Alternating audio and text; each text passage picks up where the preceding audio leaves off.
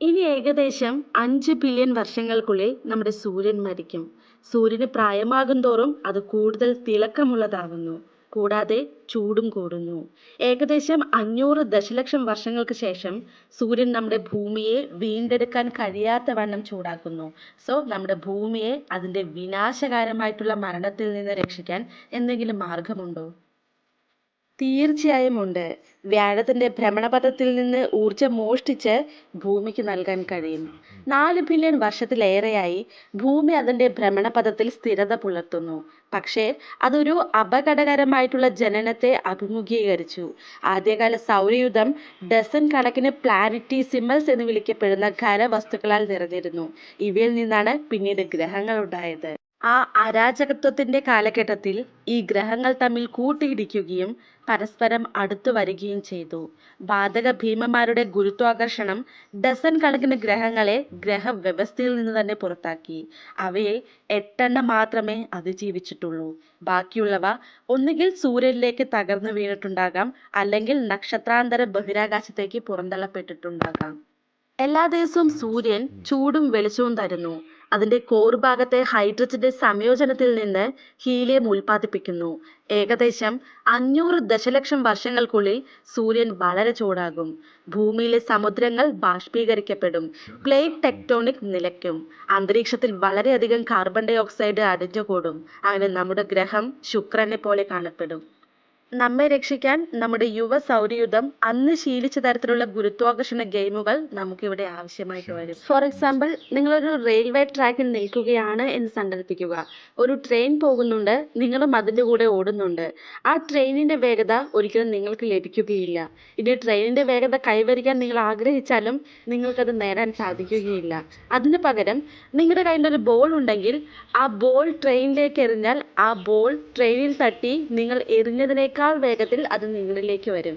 കാരണം അതിന് അതിന്റെ യഥാർത്ഥ വേഗതയും ട്രെയിനിന്റെ വേഗതയും ഉണ്ടായിരിക്കും. നിങ്ങൾ ആ പന്ത് പിടിക്കുകയാണെങ്കിൽ ആ പന്തിലെ ഊർജം നിങ്ങളിലേക്ക് കൈമാറും. അത് നിങ്ങളെ അല്പം ത്വരിതപ്പെടുത്തും. നിങ്ങൾ ഈ പ്രക്രിയ വീണ്ടും വീണ്ടും ആവർത്തിക്കുകയാണെങ്കിൽ നിങ്ങൾക്ക് ട്രെയിനിന്റെ വേഗതയുമായി പൊരുത്തപ്പെടാനാകും.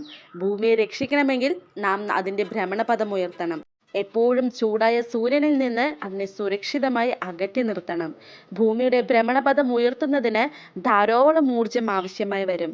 അതിന് വ്യാഴത്തിനെ നമുക്ക് ഉപയോഗിക്കാം. നമ്മുടെ സൗരയൂഥത്തിൽ വ്യാഴത്തിന്റെ ഭ്രമണപഥത്തിന്റെ രൂപത്തിൽ ഊർജത്തിന്റെ കൂമ്പാരം ലഭ്യമാണ്.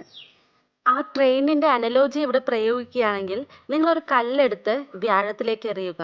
ആ കല്ല് ഭീമാകാരമായിട്ടുള്ള ഗ്രഹത്തിന് ചുറ്റും വളയുകയും വ്യാഴത്തിന്റെ ഊർജം കുറച്ച് ആ കല്ലിന് ലഭിക്കുകയും ചെയ്യും.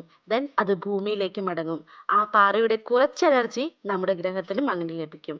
അങ്ങനെ നമുക്ക് കുറച്ച് കുറച്ചായി വ്യാഴത്തിൽ നിന്ന് ഊർജം മോഷ്ടിക്കാൻ കഴിയും. കൂടാതെ ഭൂമിയുടെ ഭ്രമണപഥം ഉയർത്തുകയും അതിന്റെ താപനിലയിൽ സ്ഥിരത നിലനിർത്തുകയും ചെയ്യണം. ബട്ട് അതിൽ എന്തെങ്കിലും ഒരു പ്രോബ്ലം വന്നാൽ നരകയാതന അനുഭവിക്കേണ്ടി വരും. കാരണം ധാരാളം ഊർജം വ്യാഴത്തിനുണ്ട്. ദെൻ നമ്മുടെ റോക്ക് ടോസിങ് സാഹചര്യം ഉപയോഗിച്ച് റിസോണൻസ് എഫക്റ്റ് എന്നൊരു പ്രതിഭാസം നമ്മൾ സജ്ജീകരിക്കും. ഒരു തവണ ചെയ്യുമ്പോൾ തന്നെ വളരെ വലിയൊരു ഊർജം ലഭിക്കുകയില്ല.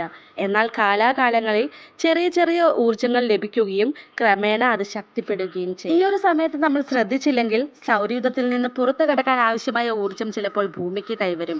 ഒരിക്കൽ പുറത്തു കടന്നാൽ പിന്നെ ഭൂമി ഒരിക്കലും സൗരയൂഥത്തിലേക്ക് തിരിച്ച് പ്രവേശിക്കുകയില്ല. ഒരു റോക്ക് പ്ലാനറ്റായി പ്രപഞ്ചത്തിൽ വിഹാരിക്കും. എന്നാൽ ഗ്രഹത്തിന് ഇപ്പോഴും അതിന്റെ ആന്തരിക ചൂട് ഉണ്ടായിരിക്കും. അതിനാൽ അഗ്നിപർവ്വതങ്ങളും ചൂട് നീരുറവകളും ഇപ്പോഴും പ്രവർത്തിക്കും. പക്ഷെ നമ്മൾ സ്ഥിരമായി രാത്രിയിൽ ലോക്ക്ഡ് ആവും. ഇത്തരം റിസോണൻസ് സിനോറിയാസ് സ്വാഭാവികമായും സൗരയൂഥത്തിൽ കൂടുതൽ റോക്ക് പ്ലാനറ്റ്സിനെ സൗരയൂഥത്തിന്റെ പുറത്തേക്ക് വിടുന്നതിലേക്ക് നയിക്കുമെന്ന് ജ്യോതിശാസ്ത്രജ്ഞർ കരുതുന്നു. ഉദാഹരണത്തിന് നെപ്റ്റ്യൂണും പ്ലൂട്ടോയും റിസോണൻസിലായാൽ പ്ലൂട്ടോയുടെ ഭ്രമണപഥം 10 ദശലക്ഷം വർഷങ്ങൾക്ക് ശേഷം എവിടേക്ക് പോകുമെന്ന് പ്രവചിക്കാൻ കഴിയുകയില്ല. വ്യാഴവുമായിട്ടുള്ള മെർക്കുറിയുടെ റിസോണൻസിൽ മെർക്കുറി അവസാനിക്കാനുള്ള ചാൻസ് വളരെ കൂടുതലാണ്.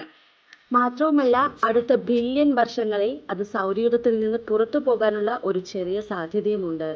ഓരോ നക്ഷത്രത്തിലും ഏകദേശം 0.25 മുതൽ ഏകദേശം 10,000 വരെ റോക്ക് പ്ലാനറ്റ്സ് ഉണ്ടെന്നാണ് ജ്യോതിശാസ്ത്രജ്ഞർ കണക്കാക്കുന്നത്.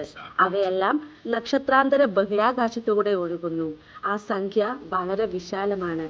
കാരണം നമുക്ക് റോക്ക് പ്ലാനറ്റ്സിനെ കുറിച്ച് വളരെ വിശാലമായൊരു അറിവുണ്ട്.